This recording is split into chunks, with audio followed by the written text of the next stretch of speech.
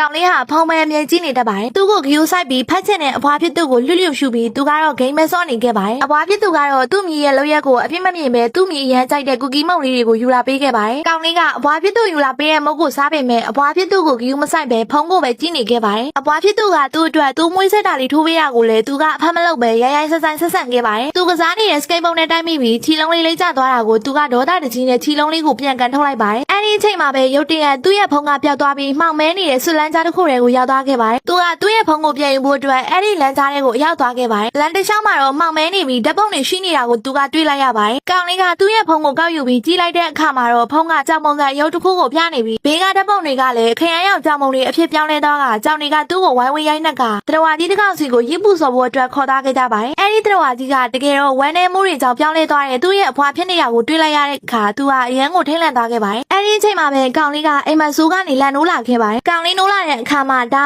အိမ်မဆိုးတစ်ခုမှသိလိုက်ရပါတယ်အဖွားကသူ့နားမှာဆွဲတာထိုးပေးနေတာကိုတွေ့လိုက်ရတဲ့အခါသူဟာသူ့ရဲ့အမားကိုနှောင်နှရပြီးအဖွားကိုတောင်းပန်ကအဖွားနဲ့အတူချစ်ခင်စွာနဲ့ပြန်လဲဖက်လဲတကင်ရှိသွားခဲ့ပါတော့တယ်ပြီးတော့ပါပြီ